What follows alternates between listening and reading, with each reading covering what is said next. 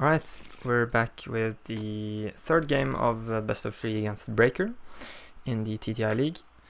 And we did not side anything. We got a, I would say, decent hand with a 2-drop and a 3-cost and a 4-cost. And especially if we are so lucky to draw a 3-cost with command as its aspect, then we could really have a great start here and be able to ambush Escort Skiff. So resourcing, Vigilance and Snoke is not necessarily the clear line. Maybe resourcing Escort Skiff, one of them, instead of Vigilance would be better, because Vigilance is a, I would say, decent play on 6 resources. We don't really have that many other cards to play on that turn. Of course, you could play multiple cards, but we don't necessarily are going to have a 2-drop to use together with, let's say, an Escort Skiff. So we're going to see how that pans out. Here we see another new card. I would say Dr. Evazan is a very controversial card. People have been going back and forth on if it's really good or so easy to play around that it's just gives your opponent a free turn where they can just come back. I think a lot of people have now kind of trended towards the latter one, and I think he shines the most when you can,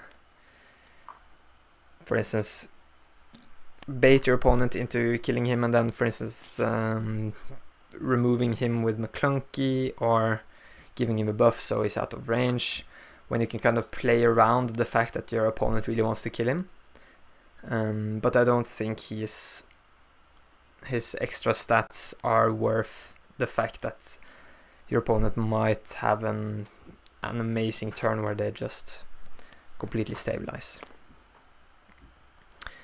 So now, compared to the other 2 games, we're actually gonna see some ramp. And instead of attacking in there, I just decide to use Palp's ability, so we at least get to draw a card.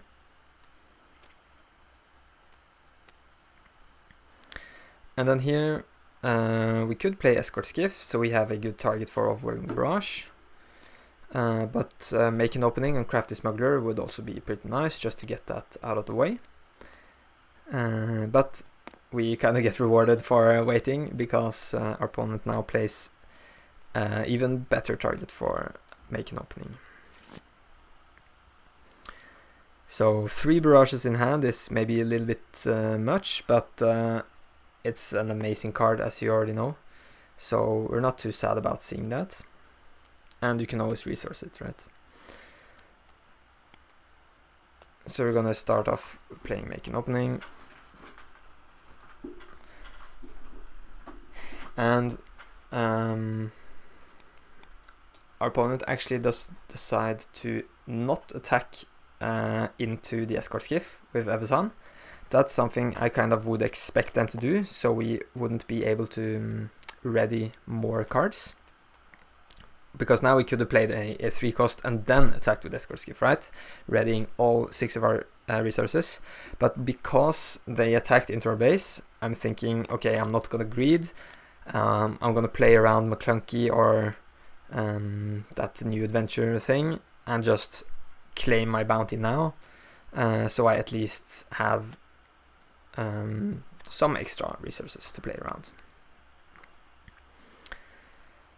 So I play the Starship and then the Royal Guard. Sadly, they have a perfect answer, but because of those 3 extra resources, we have a Starship that can make us get that barrage for 5. Although we might not want to do that, because we got a really great top deck in Vader here. But since they have so many units with not that much life, I am thinking I cannot miss out on this opportunity. And Vader, of course, is going to be great for next turn as well.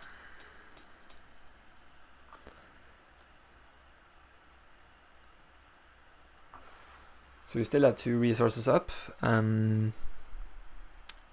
but the only thing we could do is use Palp. It depends on what they play, of course. We're going to be on 8 next turn, so it might be worth it, but having a Sentinel in space is really, really nice against those fire sprays. So here, instead of using Palp to deal 1 damage to Boba, I just decide to claim. That way we at least can kill one of them, their units the way we want as our first action, because if we would have used Palp on the Starfighter, they would have just attacked with Boba first, and the steal with Palp wouldn't been that game changing, right? So here we're playing Vader, and we don't find the Royal Guard, but yeah, actually our only choice is the Starfighter there, because Cobb Vanth is not a villainy unit. So a card that's not on the list right now and that I'm highly considering is the new 3/3 Sentinel. That's of course great to pick up with Vader, but I think it might be good to go down on the Cobbs and add those, especially because they're good against aggressive decks, which is the weakness of Palpatine. But I really liked Cobb and kind of the value you can get from him. So we'll see. So we deal 1 damage to the bouncer with the Starfighter and then just steal it with Palp. And it looks like they yeah, they just played Sabine from hand, yeah. No, Bazine, not Sabine. Bazine's Smuggle, I think, is a nice to have, not necessarily a very game-changing ability, because I mean it's really good when you're playing against hard control, but when you are really dependent on having tempo, you're not going to play Bazine for 4 that often. So you're going to see it in those very grindy matchups where you're already not favored. Then that's going to help you a lot. Even smuggling a DJ for 7 is going to help you in those situations. But I think the smuggle is like an added bonus. You would mostly just play it for 2. I think our hand is really good here. We have so many removal cards, and those Sentinels in space is just gonna give us a free pass against Fire Spray. It looks like I maybe forgot to draw a card of Bazine. That's something you have to keep in mind because you're used to a lot of discard effects not letting you draw a card back, right? So make sure you don't forget that. Here we're not really faced with an immediate threat. We could of course just trade with Boba Fett here, with Vader. That way we have the board empty and we can use Power of the Dark Side. Power of the Dark Side to deal with whatever they play. But I'm thinking I might be able to just keep my Vader on the board and push some more damage, make some more threats of my own. So that's what I'm going to do.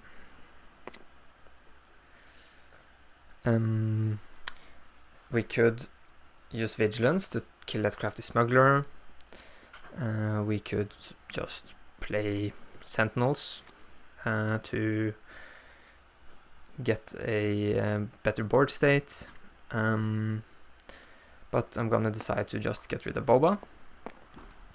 And it seems like our opponent doesn't have anything else to play. They have one card left in their hand, but they only have 5 resources.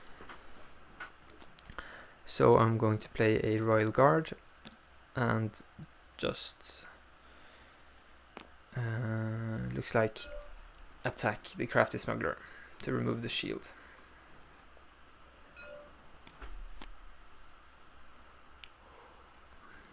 The client is decent to heal, but right now we have so many other tools, so we're mostly looking for cards just to finish the game.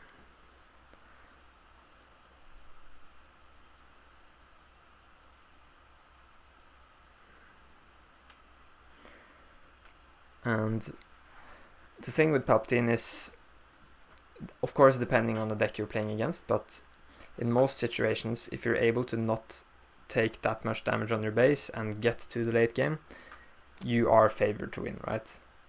So you just want to deal with their threats, heal when you can, and eventually you'll get there. So here I'm just using make an opening on crafty, so that guard's not gonna have sentinel anymore, except for when they play another unit, of course.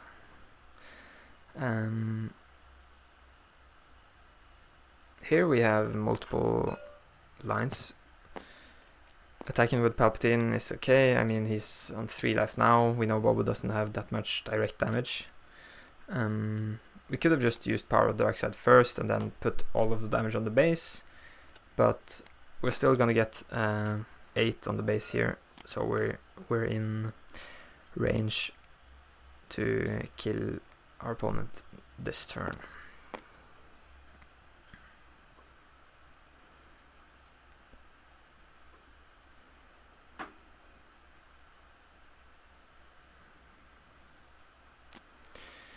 Cunning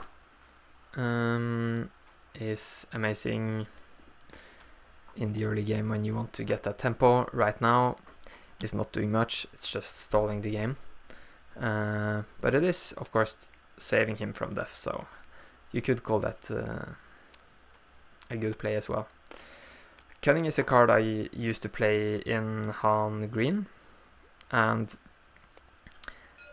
I kind of found it that it worked like this in that deck as well, that it just stalled for you, it didn't really let you come back. And with 7 units on the board, we're gonna see our opponent concede, and that was it. Yeah, but I'll just finish my sentence on Cunning there. I think playing it out of aspect for 6 can be good if you are on an even board state, but you're lacking in actions, right? So your opponent is going to deal a lot of damage because they have many units, and you can't deal with all of them at once. But Cunning is a tool that kind of lets you do that. You can bounce something and exhaust 2 other cards, and then really stabilize. But if you are behind on the board and you use Cunning that way, then you're just gonna stall and you're not gonna really come back from that position. So I think I'm still considering it for Green Han, but of course it's so much better when you get to play it for 4, and we've seen that now with a lot of yellow Spark of Rebellion Han lists going around. But that was not the topics of this video. That was Green Palpatine, Blue Palpatine, of course. So we won game 3 and won the series. In case you don't know, the way the Take the Initiative League works is that the 8 games you play, they matter for qualifying points for the top cut, and the rest they just give you some tiebreaker points. So it doesn't really matter if I win or lose here, but it's still a really fun way to play competitive decks with other competitive players. So I highly encourage you to check out the Discord, and let me know what other decks you want to either see gameplay of or just hear my opinions on. As I mentioned multiple times now, I think Han looks really solid, as he did in the first set. So I am going to kind of playtest him more and also see if I'm able to build him and play him a way that he is consistent enough against aggro. Because that's the thing I'm scared of right now is Sabine Green has gotten some really good cards, Boba Yellow. If Han Green is able to tackle those 2 matchups, I think he will be in a very strong position in the meta, because he has just so much value with Tech and DJ now, and of course always with the leader ability. Being able to do that temporary ramp is just so good. So I think he looks good. It's just gonna be interesting to see if he can perform consistently enough against aggro. Alright, that was it. Thanks for watching, and hope to see you in the next video.